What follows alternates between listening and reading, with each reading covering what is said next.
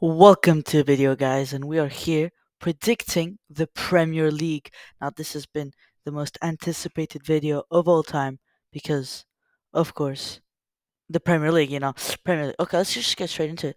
Relegation. I think bottom will be Luton, unfortunately. I want Luton to do very well, but they're just not a Premier League team, or maybe even a championships, maybe stretch even, but like they're just not fit to be in the Premier League. So that's why I'm putting them rock bottom. They're signing Tae Chung's a good signing, but there's a reason why he got sent to the Championship with Birmingham, and there's a reason why he should still be there. So Luton 20th, 19th. I'm gonna go Sheffield United, who recently got promoted. Sheffield United just lost their best striker to Marseille, their best player even. I don't think they've signed anyone good or like talented enough to make them stay up. Not much to talk about Sheffield United.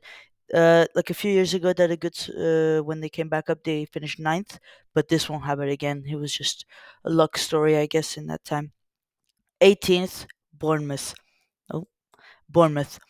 Bournemouth are just not good enough.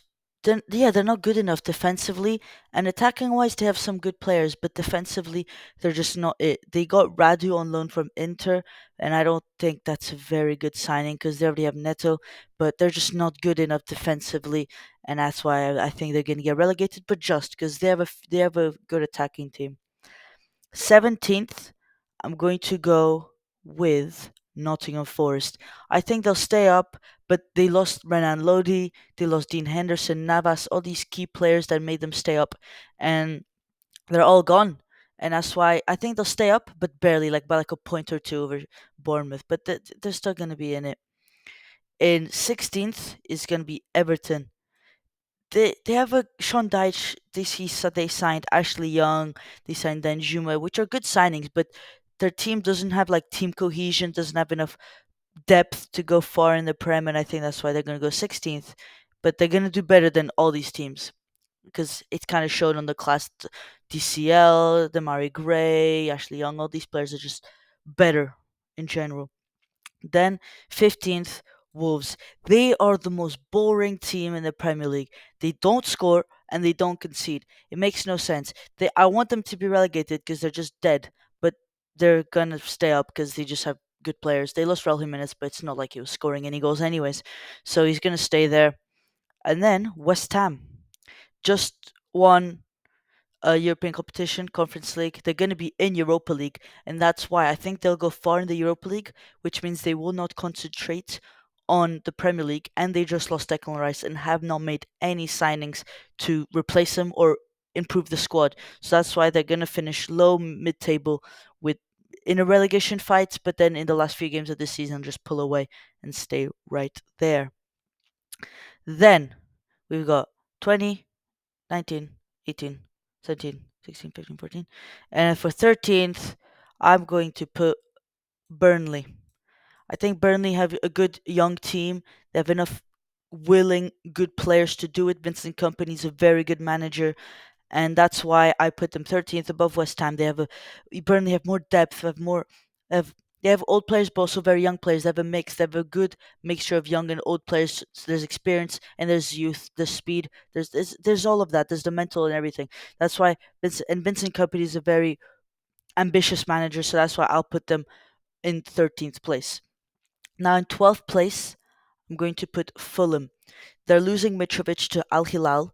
He because they rejected an offer, so he's going to go. He said he'll never play for Fulham ever again because he wants the money, of course.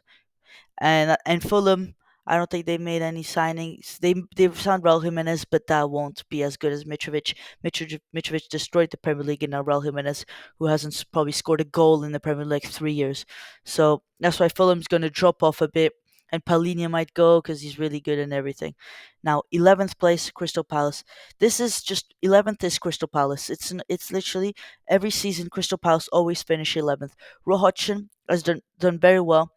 They have the same core players. Got Jefferson Lerma from Bournemouth, which is very good signing on a free as well. Jefferson Lerma is one of Bournemouth's best player in that season that they stayed up, and now he left on a free to Crystal Palace, which is a very good signing for them. Then in 10th place, I'm gonna put Brighton. I think with the European football, they're going to drop off a bit.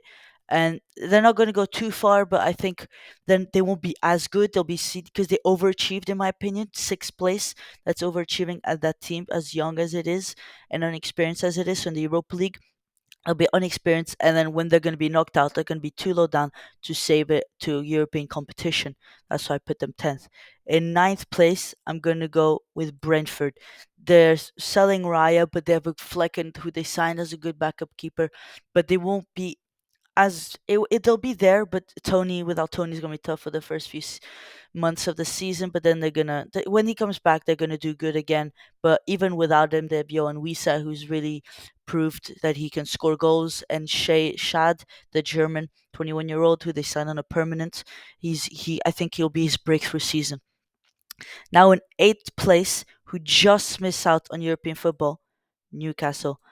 I think the Champions League football is uncharted territory for them. At least it's been for a few years, and they won't be prepared for like three games in 1 week, like Champions League, then Premier League. So they won't be prepared for those matches. The fitness, the depth is not good enough. The bench is not good enough for Champions League team. So that's why they will struggle and finish just outside the European football. But it'll be seen as underachieving. But they just overachieve so much to be in Champions League position.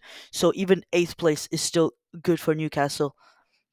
Now, Conference League is where these teams will be, and I think Tottenham with Postecoglou will bring them up to European Conference League because they have a Madison. If they don't sign a centre back, though, in my opinion, Newcastle will get there and Tottenham will drop out. But if they do sign a centre back, him and Romero, whoever their centre back will be, Tapsoba, maybe Van Dam, they will do very good in the conference.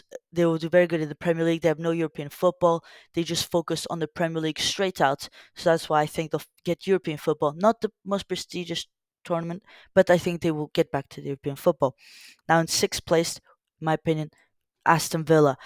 If they will win the Conference League, but I think Aston Villa's depth in the team, Musa Diaby, Pau Torres, Tielemans, those signings, they have enough depth to even do good in the Premier League as well. I think they'll get Europa League, and even if they don't get that, they'll still get Europa League in my eyes because they're gonna win the Conference League in my opinion. So in any ways, I'm putting them six because I think they have good enough depth, good enough players to to to go all the way in the Prem and in the Conference League. Now in fifth place, Chelsea. I think Chelsea are really going to come back. They have Jackson, who's been really good in preseason, and Kunku. They just signed Disasi. I think they just had an agreement with him. Like those players, they lost Wesley Fofana through like until March, but then they got Disasi, which is they're just invading France at this point. But I think Chelsea, I think they'll get maybe too many injuries. So they'll just miss out by like a few points. But fifth place is very good start from where they were last season, 11th. So fifth place, I think, will be a great achievement for Chelsea this season. And I think, in my opinion, they could push off for Champions League, but I feel like they'll just crumble last moments. Pochettino just crumbles all the time with Tottenham before, and with PSG and all these teams he's managed. So I think he'll do the same with Chelsea, and they'll just finish outside the top four. Now the top four. I think fourth place, Liverpool. Liverpool have literally changed their whole midfield. So Jordan Henderson, Szoboszlai, McAllister, Lavia is still unknown if they will get him or not. They're asking for 50 mil. Now that depends if Liverpool want to pay 50 mil for Lavia.